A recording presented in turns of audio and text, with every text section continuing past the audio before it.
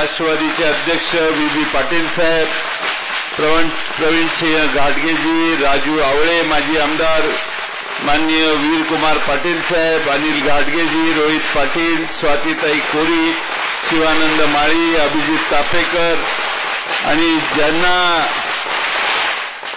आमदार करण्याचा निर्धार कागलकरांनी केलाय ते आपल्या सर्वांचे लाडके राजे समरजित घाटगे आणि बंधू भगिनींनो, आज आपल्या सर्वांना गेले काही दिवस अथक तुम्ही परिश्रम केले, समरजित घाटगे यांना विजयी करण्यासाठी जवळजवळ 2-2.5 महिने आपण प्रयत्नात आहात। मला अनेक वर्षाचा इतिहास या भागातला माहिती आहे, मी त्याचा साक्षीदार आहे। अनेक वेळा या शहरामध्ये किल्ला बांधायला मी आलो होतो, आज तोच किल्ला पाडायला मी आलेलो आहे।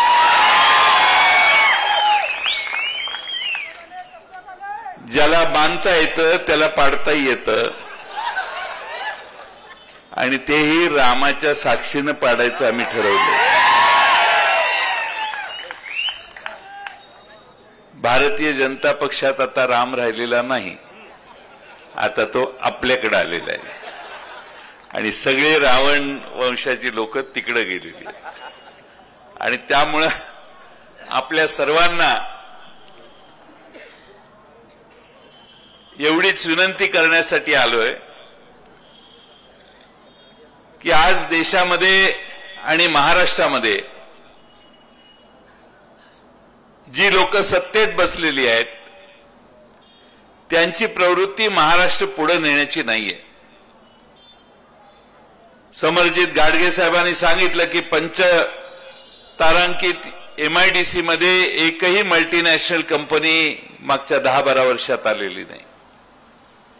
का आली नाही तर त्यांच्या मागे लोक लागतात, त्यांच्यावर दबाव आणतात, म्हणून अतिशय सुंदर असणारी कागलची पंचतारांकित MIDC तिचं नाव खराब करण्याचं पाप कोणीतरी केलेलं आहे। या भागात लोक उद्योग करायला येतात, त्यांच्या मागे नवे उद्योग लावून टाकण्याचं काम जर या भागात लोक करत असतील तर त्यातून या कागलच्या पंचतारांकित MIDCला सोडवण्याचा निर्धार समरजित घाटगेंनी आत्ताच आपल्या समोर बोलून दाखवलेला आहे।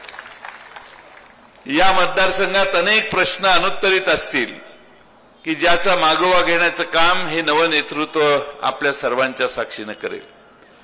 महाराष्ट्रामध्ये 84 वर्षाचा एक योद्धा पायाला भिंगरी लावून महाराष्ट्रभर फिरण्याचं काम करतोय।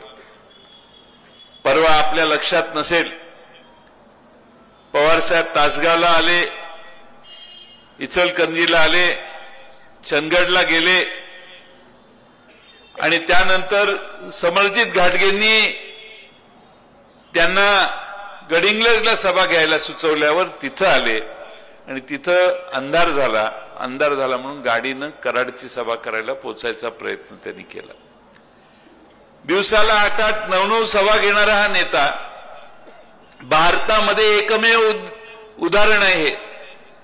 84 वर्षाचा नेता योद्धा होतो आणि शाहू फुले आंबेडकरांचा विचार महाराष्ट्रात टिकला पाहिजे, शिवछत्रपतींचा विचार महाराष्ट्रात टिकून पुढे राज्य त्या दिशेने गेलं पाहिजे, हा आग्रह वयाच्या 84व्या वर्षी देखील शरद पवार साहेबांनी धरलेला आहे आणि म्हणूनच जीवाचं रान करून महाराष्ट्रात कानाकोपऱ्यात सगळ्या भागात जाऊन पवार साहेबांनी प्रचार केला। आज खरं म्हणजे उभा महाराष्ट्र पवार साहेबांच्या मागे आज उभा राहायला लागलेला आहे। लोकसभेच्या वेळी देखील असंच झालं, पवार साहेब बाहेर पडले, उद्धव ठाकरे बाहेर पडले, काँग्रेसचे नेते बाहेर पडले आणि बघता बघता लोकसभेत 48 पैकी 31 जागा आमच्या महाविकास आघाडीच्या बाजूने आल्या। लोक आम्हाला हिणवायची, कोण मिळणार आहे तुम्हाला उमेदवार? उमेदवारी मिळणार नाही। जयंत पाटील, तुम्ही कुठल्या पक्षात थांबलेला? पण आज मला मागे वळून पाहताना दिसतंय की 10च उमेदवार उभे केले, 8 निवडून आले. यावेळी महाराष्ट्रामध्ये 86 उमेदवार आम्ही उभे केले आहेत आणि 2-3 जागा मित्र पक्षांना दिलेल्या आहेत. त्या 86 जागांपैकी जास्तीत जास्त जागा महाराष्ट्रात राष्ट्रवादी शरदचंद्र पवार पक्षाच्या निवडून आल्याशिवाय राहणार नाही. आणि त्यातली एक जागा ही कागलची असणार आहे, समरजित घाडगेंची असणार आहे. एक प्रचंड मोठा असा अंडरकरंट कागलमध्ये, गडिंग्लजमध्ये, उत्तूरमध्ये आम्हा सगळ्यांना दिसतोय. सामान्य लोकांचा निर्धार दिसतोय की काही झालं तरी यंदा बदल करायचा. ज्यांच्यावर पवार साहेबांनी अनेक वर्ष काम करण्याची संधी देऊन त्यांना महाराष्ट्र पातळीवर नेलं, स्वर्गीय सदाशिवराव मंडलिक साहेबांचा प्रसंगी राग स्वीकारून देखील त्यांना महाराष्ट्रात काम करण्याची संधी दिली, ज्यांना हाताच्या बोटाला धरून महाराष्ट्र दाखवण्याचं काम ज्यांनी केलं, त्यांनी आज एखाद्या चौकशीसाठी आपल्या गुरुला सोडणं म्हणजे दुर्दैव आहे. महाराष्ट्र गद्दारांना कधी माफ करत नाही, पाठीत सुरा खुपसणाऱ्यांना माफ करत नाही. महाराष्ट्रात यंदा ही निवडणूक ज्यांनी ज्यांनी शिवसेना सोडली आणि ज्यांनी ज्यांनी पवार साहेबांना राष्ट्रवादीला सोडलं त्या सर्व गद्दारांना शिक्षा देणारी ही निवडणूक आहे. महाराष्ट्राच्या इतिहासात छत्रपती शिवाजी महाराजांनी गद्दार, फितुरी, फंद फितुरी करणाऱ्या कधीही कुणाला मोकळं सोडलं नाही, त्याला प्रायश्चित्तही दिलेलंच आहे. आणि म्हणून रामाच्या साक्षीनं मी तुम्हाला सांगतो की आपल्या सगळ्यांनी ताकदीनं उद्या या मतदारसंघात हसन मुश्रीफ यांनी शरद पवार साहेबांच्यावर गद्दारी केलेली आहे, त्यांना त्यांची जागा आणि त्यांची शिक्षा देण्याची जबाबदारी तुम्हा आम्हा सर्वांची आहे. ती उद्याच्या 20 नोव्हेंबरला आपण करून दाखवावी आणि कोणत्याही परिस्थितीत त्यांचा पराभव उद्याच्या निवडणुकीत आपण सगळ्यांनी करावा ही विनंती मी आपल्या सगळ्यांना करतो. एक हिंदी शेर आहे, मी काही शेर म्हणणार नाही पण त्यांना हीच भाषा कळते म्हणून सांगितलं. जो जीतने की उम्मीद हार जाते हैं, म्हणजे जिंकण्याची आशाच जे सोडतात, जो जीतने की उम्मीद हार जाते हैं वो बौखला जाते हैं, जेल में जाने की डर से अपनी गुरु को छोड़कर भाग जाते हैं. झाला असता त्रास. घरातल्या वहिनींनी देखील शेवटी पोलिसांना सांगितलं आम्हाला गोळ्या घाला, गोळ्या. आठवतं का तुम्हाला? म्हणजे एवढा त्रास ज्यांनी दिला त्यांच्याच मांडीला मांडी लावून जाऊन बसणं हे योग्य आहे का? आणि भारतीय जनता पक्षाचं मला कौतुक वाटतं, ज्याला महाराष्ट्र त्यांना शिक्षा यावेळी देईल. 71,000 कोटीचा घोटाळा मोदी साहेबांनी केला, झटकन सगळे निघून तिकडे जाऊन बसले. आणि भारतीय जनता पक्ष एवढा पुढे निघाला की ज्यांच्यावर आरोप केला त्या सगळ्यांना मंत्रिमंडळात घेतलं. दुसऱ्या बाजूने देवेंद्र फडणवीस सतत नवाब मलिकांच्यावर आरोप करत होते की हा माणूस देशद्रोही आहे, दाऊद इब्राहिम सारख्या गुंडांचा ह्याचा संपर्क आहे. मी नाही ते म्हटलेले. विधानसभेत तुरुंगातून सुटून आल्यावर बसायला कुठेतरी गेले तर देवेंद्र फडणवीसांनी पत्रक काढलं की आमचा, भाजपने पत्रक काढलं की आमचा याच्याशी काही संबंध नाही, तो कुठेही बसला तरी आमच्या पक्षाचा नाही. ज्या माणसाला तुम्ही सतत नाही आमचा नाही आमचा नाही तो देशद्रोही आहे म्हणून सांगत होता, प्रसार माध्यमात सतत पत्रक जाहीर करत होता, त्या माणसाला देशद्रोही, तुम्ही ठरवलेल्या माणसाला, देशद्रोह्याला भारतीय जनता पक्षाचा मित्र पक्ष अजित पवार यांनी त्यांच्या एकत्रित पॅनलमध्ये आता एक तिकीट दिलेलं आहे आणि ते ह्यांचे आता उमेदवार झालेले आहेत. आपण सगळ्यांनी पूर्ण ताकदीनं भारतीय जनता पक्षाने महाराष्ट्रात जी माणसं उभी केली ती बघा. एक वेळ असा होता की नॅचरल करप्ट पार्टी म्हणून माननीय नरेंद्र मोदी साहेब आमच्या पक्षाचा उल्लेख करायचा. त्यांनी असे उल्लेख अनेक वेळा केले. मोदी साहेबांनी जे उल्लेख केले ते अनेक वेळा केले. पण जेव्हापासून ही सगळी आमच्या पक्षातून बाहेर गेली तेव्हापासून मोदी साहेब आमच्या भ्रष्टाचाराविषयी बोलत नाहीत. त्यांनीच भ्रष्टाचार काखेत घेऊन आपल्या शेजारी बसलेले असल्यामुळे आता मोदी साहेब भ्रष्टाचारावर बोलायचे बंद झाले. त्यांच्या डावीकडं उजवीकडं वेगवेगळे आरोप असणारी माणसं घेऊन मोदी साहेब आणि देवेंद्र फडणवीस महाराष्ट्रात आज फिरतायत. गाडीभर पुरावे ज्यांनी आणून दिले त्यांची चौकशी झाली. तासगावला आले आणि म्हटले की केसाने आर पाटलाने माझा गळा कापला. केसाने आर पाटलाने गळा कापल्यावर शेवटची कुऱ्हाड कोणी मारली तर देवेंद्र फडणवीसांनी मारली, कारण खाली सही त्यांची होती.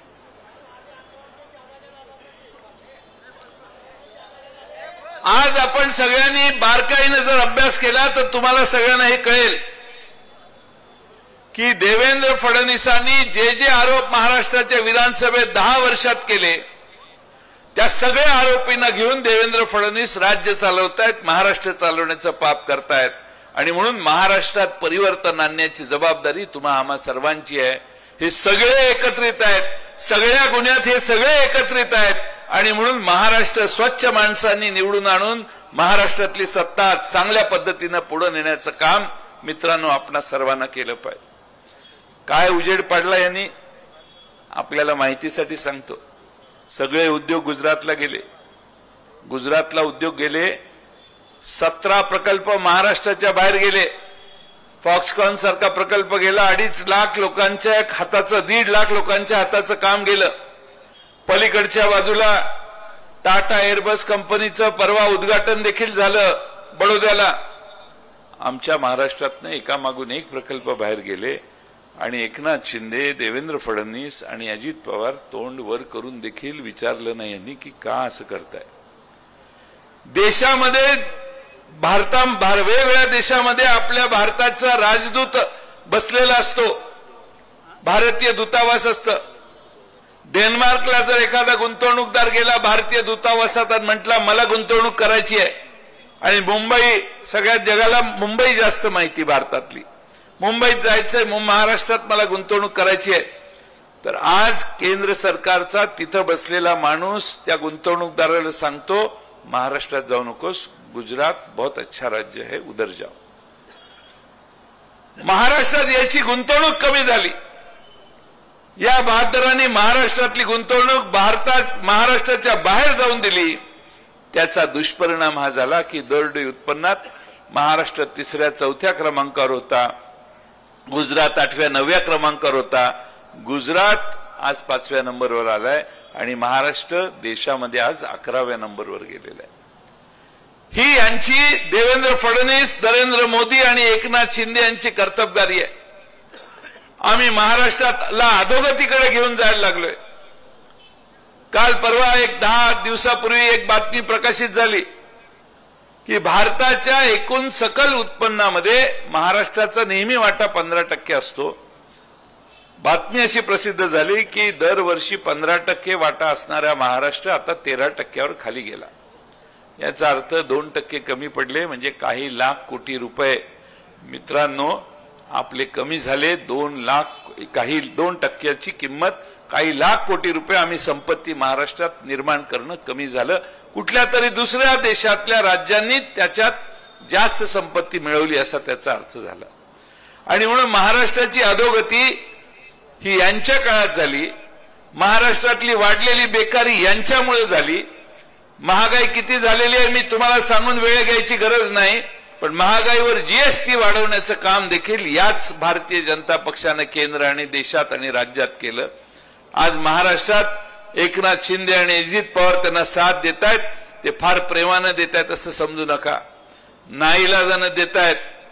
आपल्या सगळ्या गोष्टी दडवण्यासाठी शरण हे जाऊन मोदींना गेले आणि दिल्ली पुढे नमवण्याचं काम महाराष्ट्राला या दोघांनी महाराष्ट्राच्या केलेलं आहे. महाराष्ट्र कधीही दिल्लीला नमला नाही. आमची साधी अपेक्षा आहे, महाराष्ट्रात गुंतवणूक येत नसेल तर तुम्ही त्यांना जाब विचारला पाहिजे, भांडलं पाहिजे, वाद केला पाहिजे. पण गुजरातला काय गेलं की हे खालीच माना घालतात, काही बोलतच नाहीत. मी एकदा विधानसभेत म्हटलं, अहो हे काय चाललंय, सगळं तिकडंच चाललं. एकनाथ शिंदे उभे राहिले आणि म्हटले, जयंतराव, कालच मी नरेंद्र मोदींना भेटून आलो. मोदी साहेबांना भेटल्यावर मोदी साहेबांनी मला भेटल्यावर सांगितलं की एकनाथ शिंदे जी आप चिंता मत करो, इससे बड़ा प्रोजेक्ट हम आपको देंगे. म्हटलं काय म्हटले? पंतप्रधान म्हटले इससे बड़ा प्रकल्प आपको देंगे. म्हटलं नक्की? हो म्हटले, याच्यापेक्षा मोठा प्रकल्प देतो असे प्राईम मिनिस्टर मला म्हटले. नक्की का? मोदी साहेबांचा जयंतराव शब्द आहे. मोदी साहेब एकदा बोलले की झाला विषय. तुम्ही कशाला हे करताय? आपल्याला मोठा प्रकल्प देणार आहेत. आता मोदी साहेबांचंच नाव घेतल्यावर, एवढ्या मोठ्या माणसाचं नाव घेतल्यावर आम्ही गप्पा बसल्यावर ठीक आहे, समजूत घातली. हे 1.5-2 वर्षापूर्वीची घटना. आता एकनाथ शिंदे साहेबांची मुदत संपलेली आहे. मी विचार करत होतो की एकनाथ शिंदे असं का म्हटले. सभागृहात खोटं तर बोलता येत नाही आणि मोदींना कळलं तर खुर्ची जाईल. मला असं वाटतं की हे दिल्लीला गेले होते नरेंद्र मोदी साहेबांना भेटायला. त्यावेळी त्यांनी बहुतेक त्यांना झापलं असेल की महाराष्ट्राची फार आता उद्योग आलेत महाराष्ट्रात, आता जरा एकदा मला गुजरातकडे सगळं घेऊन जायचंय, तुम्ही काही चर्चा करू नका आणि सारखं सारखं असं मला विचारायला येऊ नका, असं ते बोलले असतील अशी शंका आहे हा माझी. मग आता विधानसभेत बोलताना एकनाथ शिंदेंना कसं असं सांगता येत नाही ना की मी काल गेलो, मला झापलं त्यांनी आणि सांगितलं नाही नाही तुम्ही काय तुम्हाला देणार नाही. म्हणून एकनाथ शिंदेनी भाषण केलं की जयंतराव चिंता करू नका, मोदी साहेब मला म्हटल्यात की यापेक्षा मोठा प्रकल्प मी देतो. यापेक्षा मोठा प्रकल्प म्हणजे भोपळा देतो असं मोदी साहेबांनी त्यांना सांगितलं असावं अशी माझी शंका आहे. महाराष्ट्राची यांनी अधोगती केली. महाराष्ट्रातलं एकंदरच राजकीय वातावरण, सामाजिक वातावरण दूषित करण्याचं पाप या लोकांनी केलं. एक भारतीय जनता पक्षाचे आमदार महाराष्ट्रभर मोर्चा काढत फिरत होते मागच्या 3 महिन्यापूर्वी आणि हिंदू आणि मुस्लिम यांच्यात दरी निर्माण करण्याचं काम होतंय का बघण्याचा प्रयत्न केला. मी महाराष्ट्रातल्या सगळ्या जनतेचे आभार मानेन की त्यांनी त्यांचे मोर्चे मनावर कधी घेतले नाही. पण केव्हा राजकीय दृष्ट्या भारतीय जनता पक्ष अशा मुद्द्यांचा आधार घेते. आता काल परवा मी बघितलं ते योगी आदित्यनाथ आले आणि त्यांनी सांगितलं की बटेंगे तो कटेंगे. बटेंगे तो कटेंगे हा योगी आदित्यनाथ आम्हाला येऊन सांगतोय. ह्याचा उत्तर प्रदेश मधला निम्मा उत्तर प्रदेश, मुंबई, भिवंडी, ठाणे, पुणे इथं नोकरीला आलाय आणि हे तिकडे येऊन आम्हाला सांगतोय की बटेंगे तो कटेंगे. आता काय माणसांचे कीव करावीशी वाटते. हे भारताला आणि महाराष्ट्राला 18व्या शतकात घेऊन जायला लागलेले. मी मगाशी एका ठिकाणी उदाहरण दिलं. एलॉन मस्क नावाचा एक उद्योगपती आहे.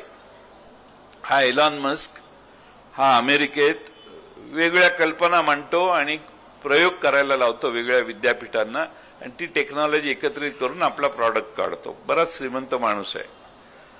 त्याने आता काय चर्चा सुरू केली आहे, मंगळावर इंटरनेट कसं चालू करायचं ह्याचं संशोधन करायला त्यांनी काही विद्यापीठांना कामाला लावले. मंगळावर म्हणजे अमेरिकेतली माणसं 22व्या शतकाचा विचार करतायत. आम्ही महाराष्ट्रात 21व्या शतकात प्रगती करून आग्रह धरतोय आणि भारतीय जनता पक्षाचे नेते सांगतायत कटेंगे बटेंगे तो कटेंगे.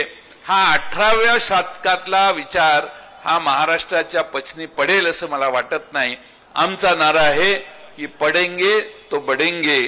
तुम्ही शिकला तर तुमची प्रगती होईल. हे काटाकाटी हे महाराष्ट्राला कधी मान्य नाही आणि पुरोगामी विचारसरणीच्या महाराष्ट्राला कधीही या विचारानं आणि या मार्गाने जाण्याची इच्छा नाही. आज खरं म्हणजे आयुष्यभर पुरोगामी विचाराची भूमिका घेणारी लोक भारतीय जनता पक्षाच्या वळचणीला जाऊन बसलेली आहेत. या लोकांनी आपलं सगळं सोडलं. शाहू फुले आंबेडकरांचा विचार सोडला, ज्या पूर्वाश्रमी पक्षाचा विचार होता तो सोडला, शरद पवार साहेबांच्या सारखा एक उत्तुंग नेतृत्वाचा आधार मिळाला तो आधारही झटकून टाकला आणि अशा ठिकाणी गेले, मी तुम्हाला सांगतो की त्या ठिकाणी त्यांना कुणीही वाचवणारं नाही. ते सगळी माणसं एकमेकाला खाणारी आहेत. ते जिथं मुश्रीफ साहेब गेलेत त्यातला एकही माणूस त्यांच्या मदतीला येणार नाही, वाचवायला येणार नाही. प्रसंग भविष्य काळात अडचणीचा आल्याशिवाय राहणार नाही, हे मी तुम्हाला सांगतो. पण आपल्याला आता त्यांची चिंता करण्याची आवश्यकता असं नाही, त्यांनीच आपल्याला होऊन सोडलेलं आहे. आणि म्हणून शरद पवार साहेब परवा इथं आले, त्यावेळी तुम्हा सगळ्यांना काय सांगितलं?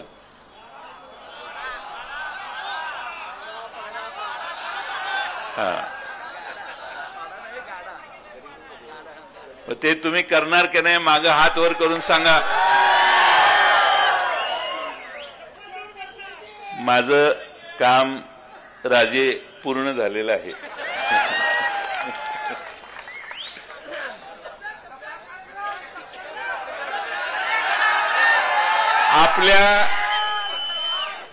आपल्या समर्जित गाडगेंनी अतिशय प्रभावीपणाने ही निवडणूक तुमच्या सर्वांच्या आशीर्वादाने सहकार्याने लढवलेली आहे. शेवटचा 10-15 मिनिटाचा प्रचाराचा काळ संपल्यानंतर डोळ्यात तेल घालून आजची संध्याकाळ आणि उद्याची संध्याकाळ आणि परवा संध्याकाळी 6 वाजेपर्यंत आपण काम करा. ज्यांचे सगळे आधार जातात ते नोटा बाहेर काढतात. सर्वाच्या नंतर माणूस त्या स्तराला जातो, त्यावेळी समजायचं की यांचा पराभव आता नक्की आहे. मी अनेक सुरस कथा या मतदारसंघाच्या माझ्या कानावर येतात. अमकं दिलं, तमकं दिलं, काय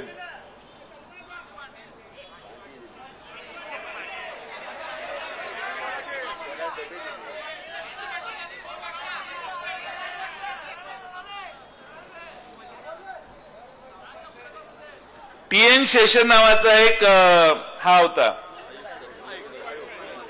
निवडणूक आयुक्त होता. एवढा सज्जड दम दिला की एकाचा घास नव्हता. असे काही वेगळ्या मार्गाने काम करायची ताकद होती. पण त्यानंतर सध्याचा निवडणूक आयोग कशातच लक्ष घालत नाही.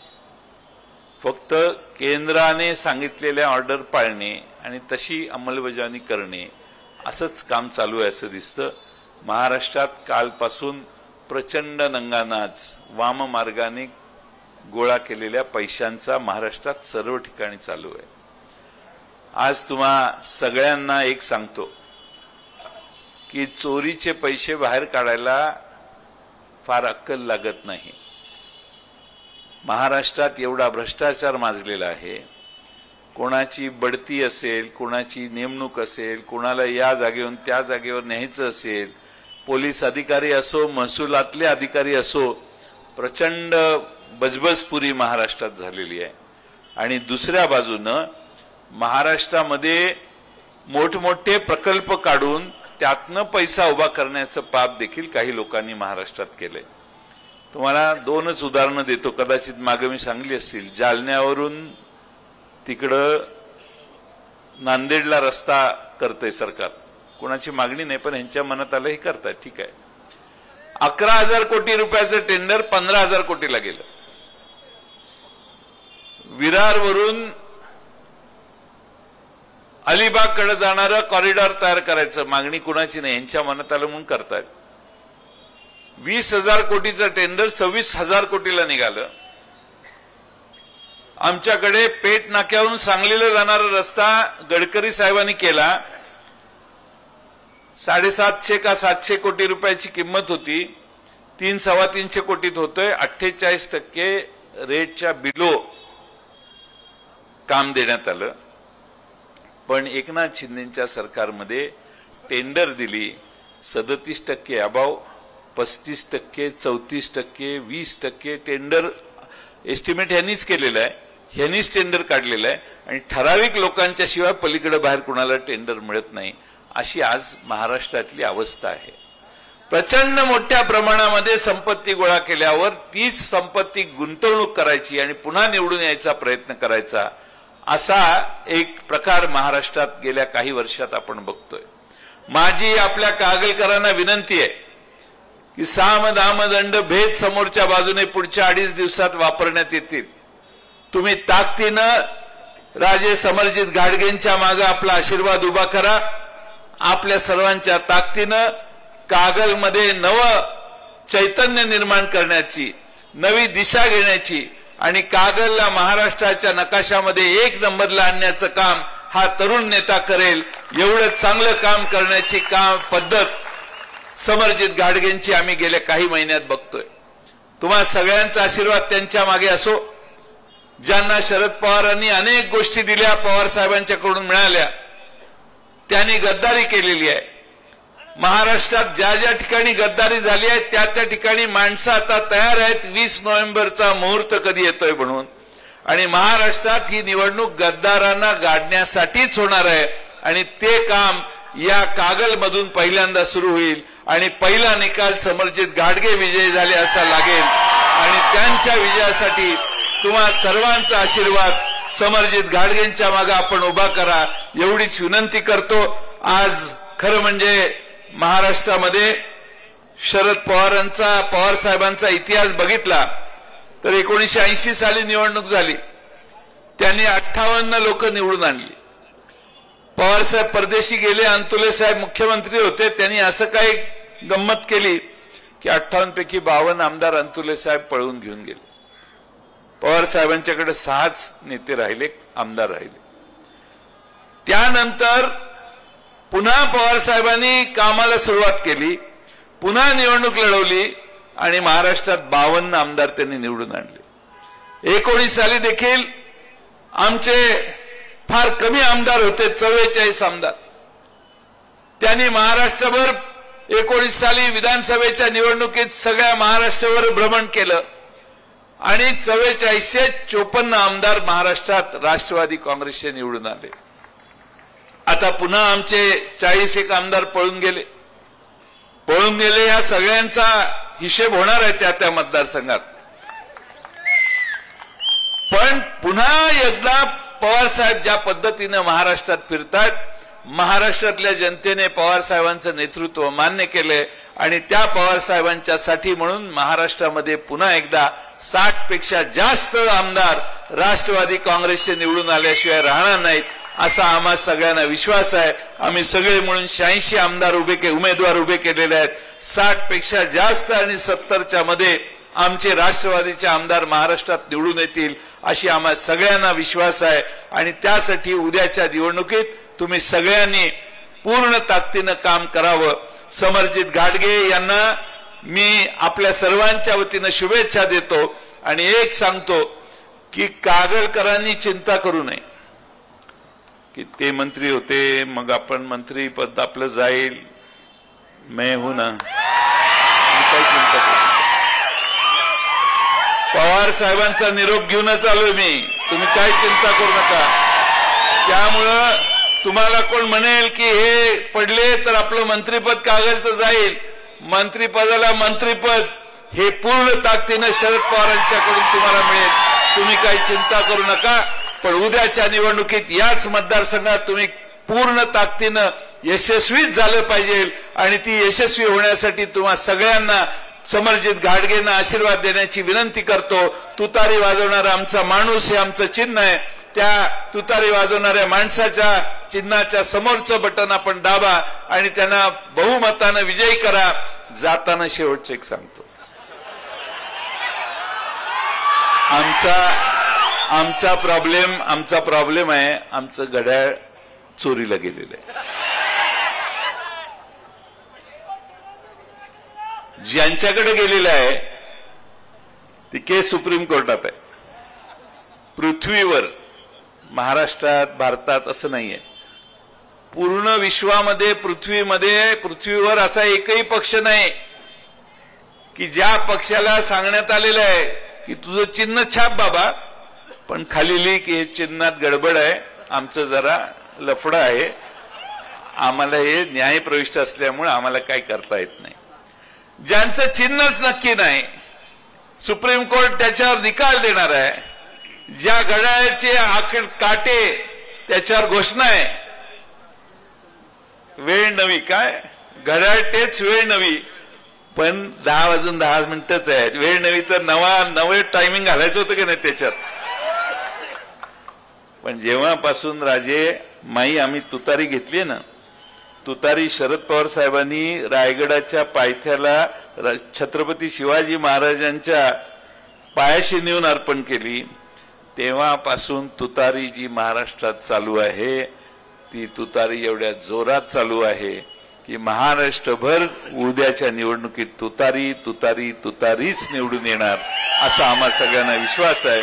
त्या तुतारीच्या चिन्हावर, तुतारी वाजवणाऱ्या माणसाच्या चिन्हावर आज समरजित घाटगे आज उभे आहेत.